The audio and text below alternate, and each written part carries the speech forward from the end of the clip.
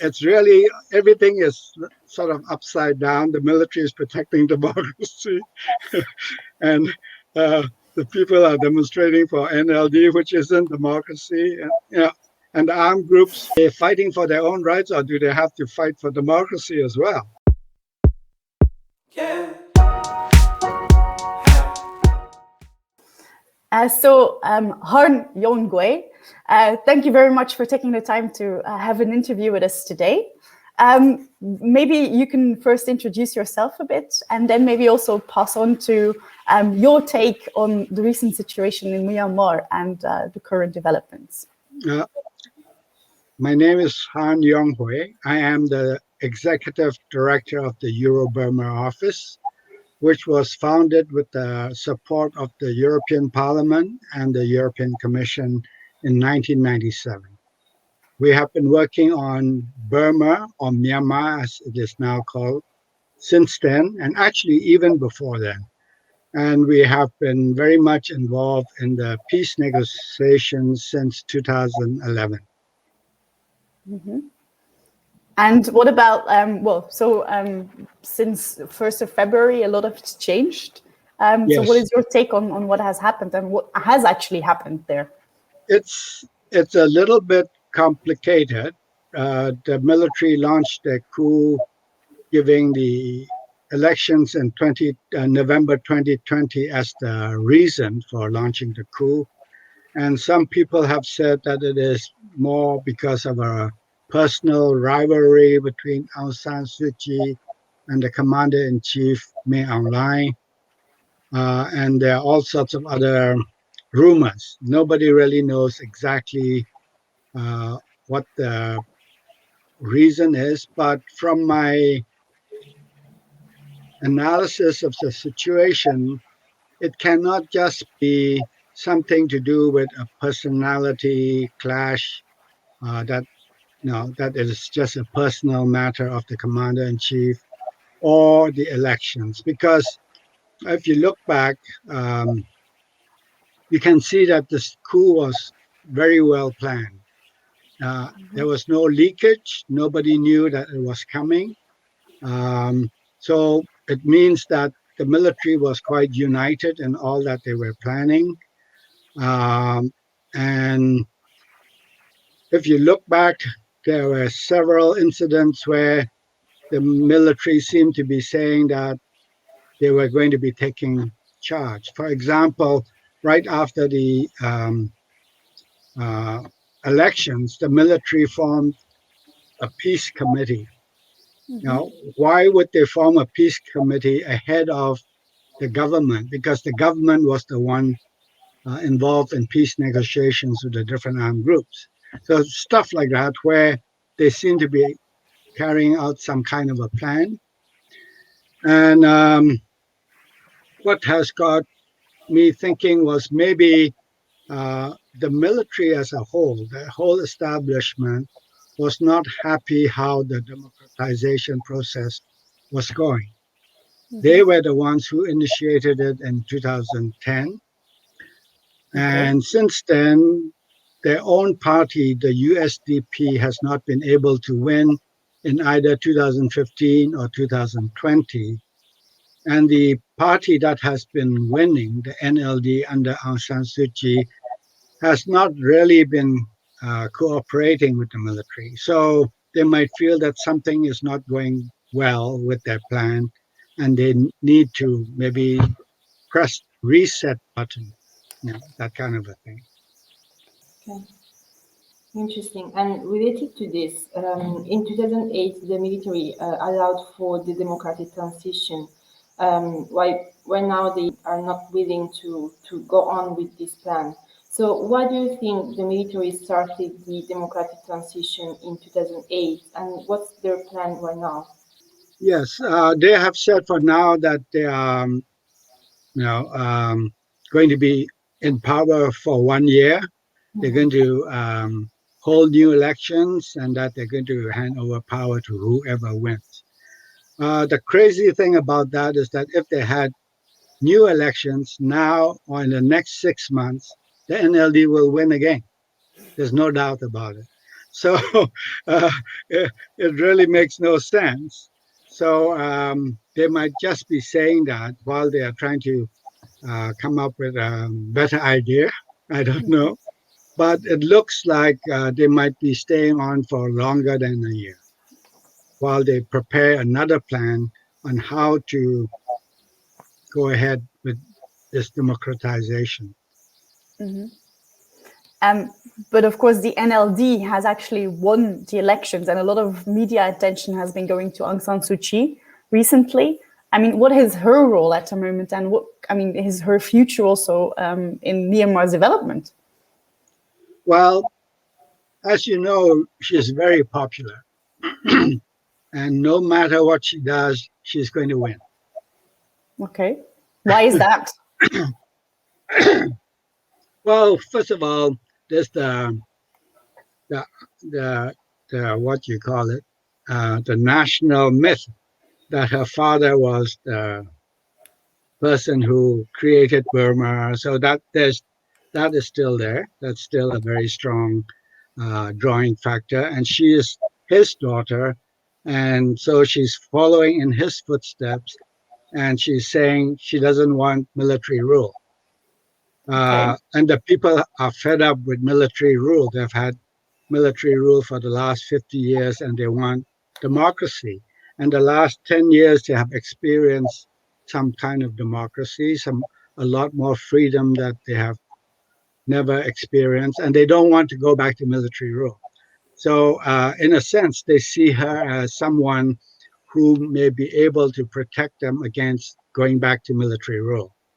It's Yes. a bit ironic. It's a bit ironic in the sense that while that is the popular image and everybody supports her, the fact is that in the last 5 years of her rule, the democratic space in Myanmar has reduced because she has not been allowing dissent and media freedom or anything like that. So it's very ironic. And when people see all the demonstrations today, people automatically assume that they're demonstrating for her. A lot of them are saying we are demonstrating against the military. We want democracy, but they're not saying anything about her. But that is sort of glossed over by most media. And it's seen as people are overwhelmingly demonstrating for her. Okay. On the other hand, also like internally, a lot of internally as well as internationally, a lot of controversy has emerged around her persona in general. Also like, well, she received the Nobel Peace Prize, but then still, and actually in general, also like there's a lot of other key players that are involved in the entire situation, like civil society. But also like the business sector, maybe ethnic minority groups. How do you see all of that developing, and what are their roles? Yeah, it's at this point very confusing and very complex. As we were talking, the military is trying to say that they are doing it. The irony again is that they're saying that they launched this coup to protect democracy. That is because they say the NLD party was not doing democracy properly. They were cheating at the polls. So the military had to intervene to make sure that democracy is done properly with proper elections. That's their story. So they are protecting democracy. And at the same time, um, we have had 10 years of negotiations between the central government and the different ethnic armies. And that is still ongoing. And right now, of course, it stopped because of the coup and all of that. And the military is saying, we want to continue negotiating with you guys. We want to negotiate and we will be better than the NLD. We actually will be able to give you more of your rights or whatever. And civil society and other people are saying to the ethnic armies, don't negotiate with them because you've got to support democracy. Well, the problem for the armed groups is that The army's got guns. They've got guns. If they don't agree to talk, the other side will start shooting. So Okay. in a way, they have no choice but to talk, whether they want democracy or they don't want the military or whatever. They have to talk. Otherwise, they start shooting again. And they've been fighting for the last 70 years, and they don't really want to go back to that, because this is the first time that the army and the government have agreed to negotiate, to have a political dialogue to resolve their problem. And you don't want to throw that away, because if it can really be resolved at the negotiation table, that's what they want. So that's one problem.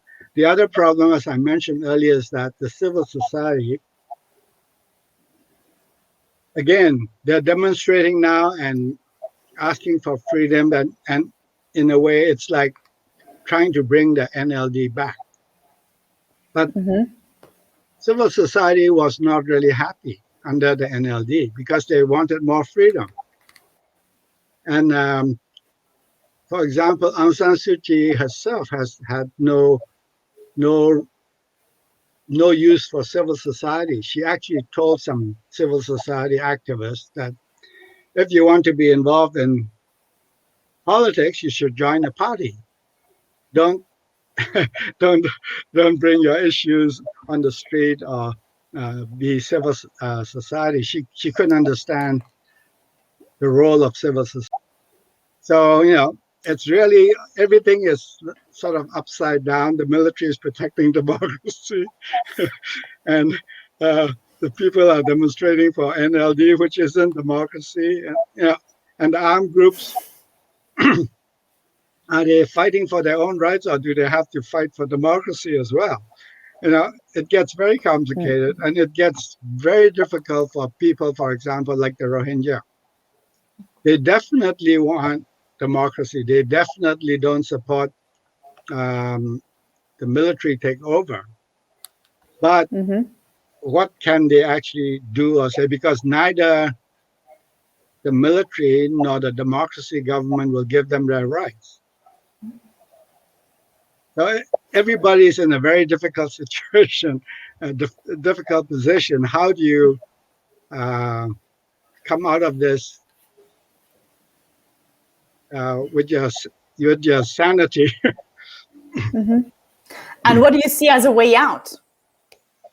Well, at the moment, there's no way out, in the sense that emotions are very high. Nobody wants to step back. Everybody thinks they're winning. The civil disobedience movement is really strong. It's moving ahead, going ahead. And the military also is thinking they can still control it. They're not cracking down hard yet. They are picking up leaders as they go and cutting internet now and then to disrupt communications and things like that. But I don't think this is the end yet. They haven't really shown their true face. Exactly. Okay. So right now, it doesn't seem like there is a solution. But I think when the situation somehow calms down a bit, there might be room for mediation. But it can't come from the inside because everybody's too involved. If there could be some kind of an international mediation effort, maybe it could work. But I'm also a bit afraid of international involvement, because usually when you talk about Burma or Myanmar, there is an East-West divide. There are well-known countries on the West, well-known countries on the East, and they can never agree.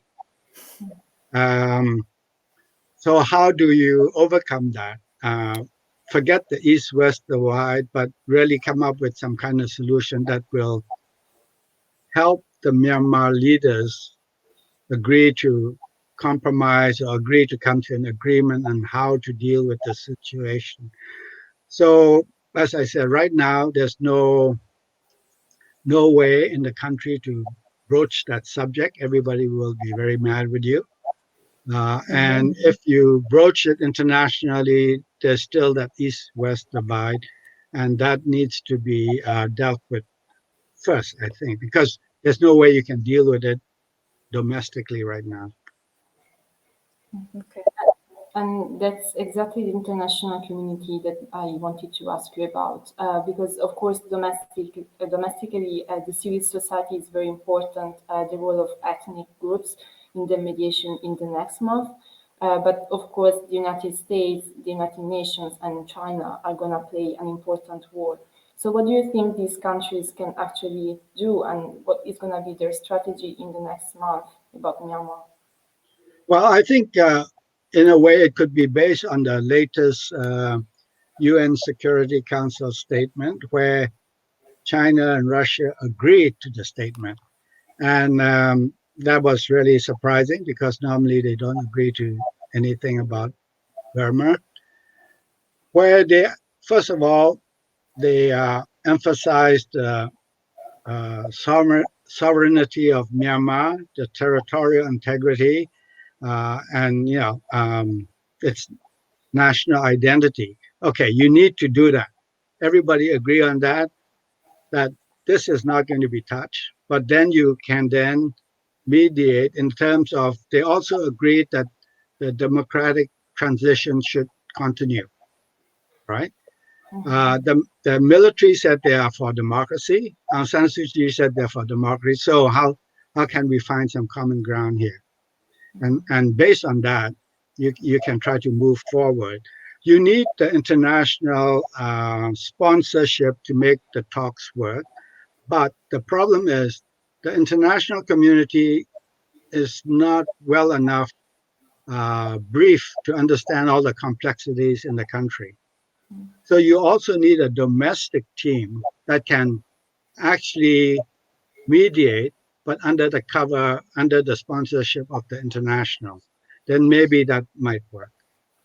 I see. Maybe it's something that was missing in the past because it seems the international community just imposed economic sanctions.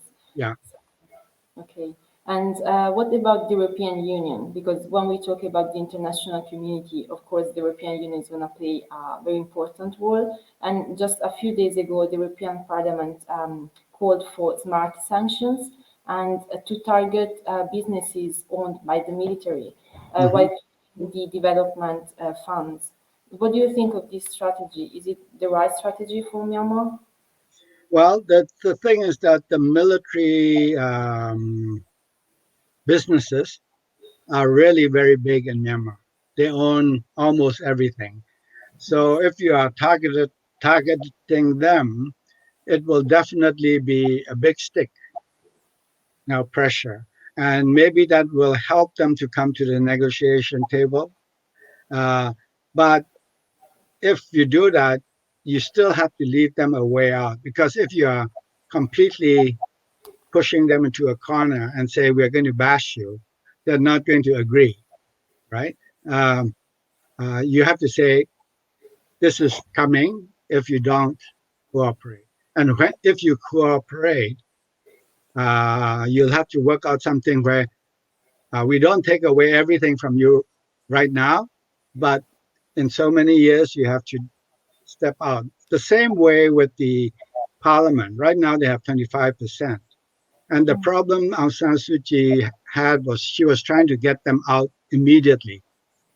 Now, if they had come to an agreement that, okay, next election, you'll only have 20%. The next election, only 15% or whatever. If you had a gradual timetable and agreed by both sides, it could work. Same thing with the business. If you don't agree to this, you're going to be sanctioned this way, and it will affect you badly. That kind of way, you have to leave a way out. But maybe most Democrats might not agree because they say we can't have 20% military in the parliament. There's just no way. Having 10% or 25% is the same. We don't want it. So there's that. Because in Myanmar, we also have the debate about federalism. Yes. And there are some people who say the way the government is trying to create federalism is by decentralizing, because right now all the power is with the central government. So they say we will decentralize it into a federal. And some of the purists are saying we don't want that. We don't want decentralization where you are giving us power. We want a federalization process where we give you the power. Theoretically, it's correct, but in practical terms, all the power is now right with the central government. So what do you do? If you don't decentralize, how will you get to federalism? So, there's that debate. So it's going to be the same thing with the democracy, where people will say, we can't accept a gradual reduction of the military from the parliament. We can't accept a gradual reduction of the military from the businesses. That is the main problem in Myanmar, where people cannot agree on compromises. It's always the winner takes all. That's the political culture. So that's where. Go ahead. Sorry. No, I was just saying that's where we have the biggest problem, I think, in any issue where people are not thinking of solutions. Everybody's thinking, if I give in, I will lose. So a gradual phasing out of military power in parliament could be one of the issues and solutions. What I was wondering is also what could be the role of ASEAN? They have played an important role in the past democratic transition. Could they play a role now, or what is their take on the situation? In theory, they should be closest to the problem and know the most and be able to help the most. Unfortunately, that is not the case.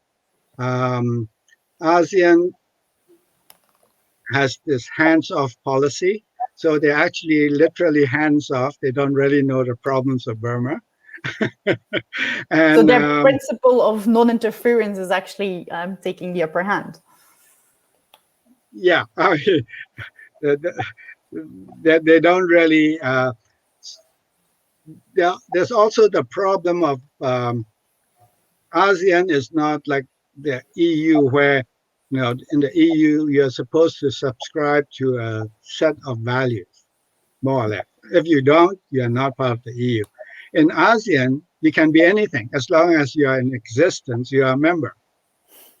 So that's part of the. So they find it harder to come to an agreement on how to work in solving any problem, not only in Myanmar, but that's been their main problem. And with Myanmar, I think they should be part of this international effort because they have a stake in Myanmar as well.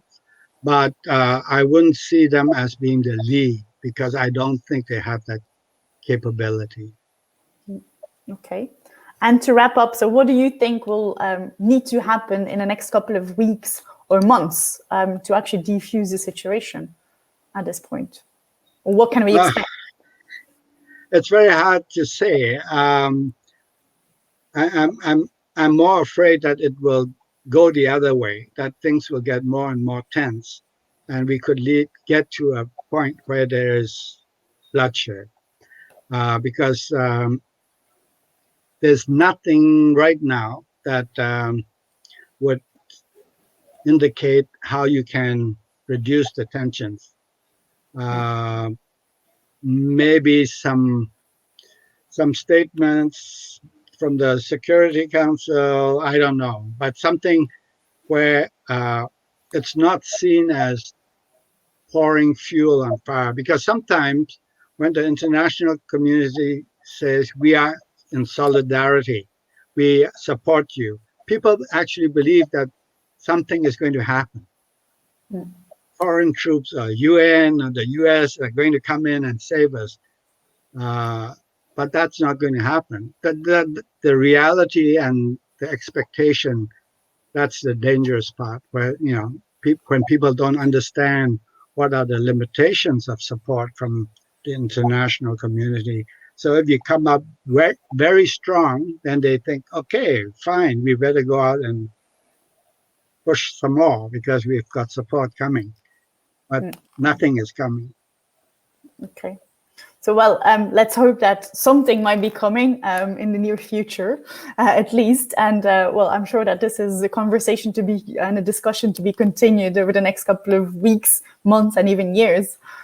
So at this point, I would really like to thank you for taking the time to have this interview with us. And I'm sure that we will be talking again in the very near future then. Thank you. It's a very sad situation. It's also very scary for people on the ground. Everybody fears for their lives. And I hope that we can do something to relieve that, to bring about some resolution. Thank you for this interview. Thank you. And well, we're hoping together with you. Thanks a lot, Harn. Thank you so much. Thanks. Bye.